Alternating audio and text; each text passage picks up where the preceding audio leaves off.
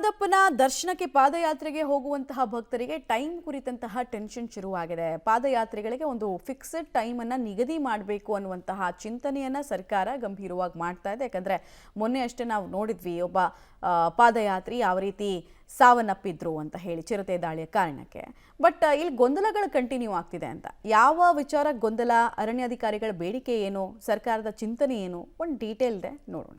ಮಾದಪ್ಪನ ಬೆಟ್ಟದಲ್ಲಿ ಕೊನೆಗೂ ನರಭಕ್ಷಕ ಚಿರತೆ ಸೆರೆ. ಡ್ರೋನ್ ಮೂಲಕ ಕಾರ್ಯಾಚರಣೆ ನಡೆಸಿ ಚಿರತೆ ಲಾಕ್. ಅರವಳಿಕೆ ನೀಡಿ ಚಿರತೆ ಸೆರೆ ಹಿಡಿದ ಅರಣ್ಯಾಧಿಕಾರಿಗಳು. ಮಲೆ ಮಾದಪ್ಪನ ಭಕ್ತರಲ್ಲಿ ಭಯ ಹುಟ್ಟಿಸಿದ್ದ ಚಿರತೆ ಕೊನೆಗೂ ಸೆರೆ ಸಿಕ್ಕಿದೆ. ಡ್ರೋನ್ ಮೂಲಕ ಕಾರ್ಯಾಚರಣೆ ನಡೆಸಿದ ಅರಣ್ಯ ಅಧಿಕಾರಿಗಳು ಅರವಳಿಕೆ ನೀಡಿ ಚಿರತೆ ಸೆರೆ ಹಿಡಿದಿದ್ದಾರೆ. ಚಾಮರಾಜನಗರ ಜಿಲ್ಲೆ ಹನೂರು ತಾಲೂಕಿನ ರಂಗನಾಥಸ್ವಾಮಿ ಒಡ್ಡು ಬಳಿ ಚಿರತೆ ಸೆರೆ ಸಿಕ್ಕಿದೆ. ಸುಮಾರು 2 ರಿಂದ 3 ವರ್ಷದ ಗಂಡು ಚಿರತೆ ಕೊನೆಗೂ ಲಾಕ್ ಆಗಿದೆ. ಮಾದಪ್ಪನ ಬೆಟ್ಟದಲ್ಲಿ ಚಿರತೆ ದಾಳಿಗೆ ಪಾದಯಾತ್ರಿ ಪ್ರವೀಣ್ ಸಾವಿನ ಹಿನ್ನೆಲೆ ಮೃತನ ಕುಟುಂಬಕ್ಕೆ ಒಟ್ಟು 20 ಲಕ್ಷ ರೂಪಾಯಿ ಪರಿಹಾರ ಘೋಷಿಸಲಾಗಿದೆ. ಈ ಪೈಕಿ 5 ಲಕ್ಷ ರೂಪಾಯಿ ಚೆಕ್ ಅನ್ನು ಉಸ್ತುವಾರಿ ಸಚಿವ ವೆಂಕಟೇಶ್ ರಿಂದ ಚೆಕ್ ಹಸ್ತಾಂತರಿಸಿದ್ದಾರೆ.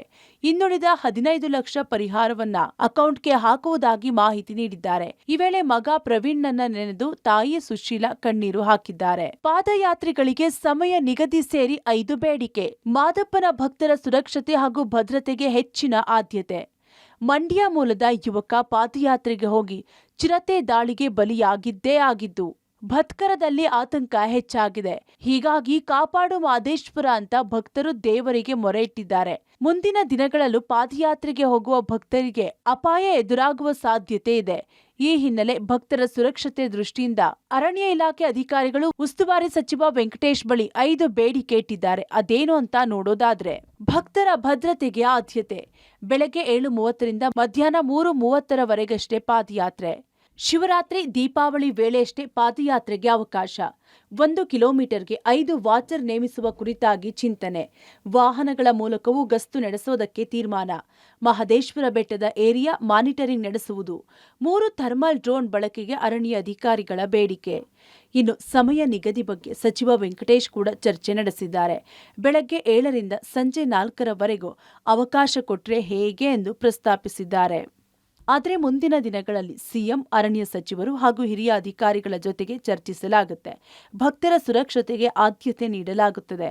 ಭಕ್ತರಿಗೂ ತೊಂದರೆಯಾಗದಂತೆ ಅರಣ್ಯ ಅಧಿಕಾರಿಗಳು ಎಚ್ಚರಿಕೆಯಿಂದ ಕೆಲಸ ಮಾಡಬೇಕು ಎಂದಿದ್ದಾರೆ. ಅಪಾರವಾದಂಥ ಭಕ್ತರಿದ್ದಾರೆ ಮಹದೇಶ್ವರ. ಆ ಭಕ್ತರನ್ನ ನಾವು ಹಾಗೆ ಮಾಡಿ ಹೀಗೆ ಮಾಡಿ ಅಂತೇಳಿ ಸಡನ್ ಆಗಿ ರಿಸ್ಟ್ರಿಕ್ಟ್ ಮಾಡೋದು ಕಷ್ಟ ಇದೆ.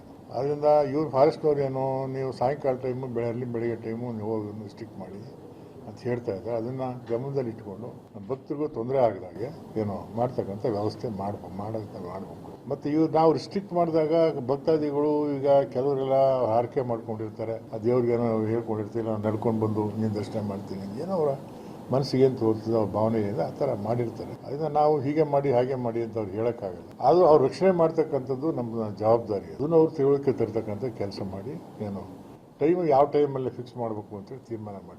ಒಟ್ನಲ್ಲಿ ಮಲೆ ಮಹದೇಶ್ವರ ಬೆಟ್ಟದಲ್ಲಿ ಚಿರತೆ ಏನೋ ಸೆರೆ ಸಿಕ್ಕಿದೆ. ಇದರಿಂದ ಭಕ್ತರೇನೋ ಕೊಂಚ ನಿರಾಳರಾಗಿದ್ದಾರೆ. ಆದರೆ ಈಗ ಪಾದಯಾತ್ರಿಗಳಿಗೆ ಯಾವ ಸಮಯದಲ್ಲಿ ಯಾತ್ರೆಗೆ ಅವಕಾಶ ನೀಡಬೇಕು ಅನ್ನೋ ಚರ್ಚೆ ಶುರುವಾಗಿದೆ. Vijay Kumar, public TV, Chamarajanagar.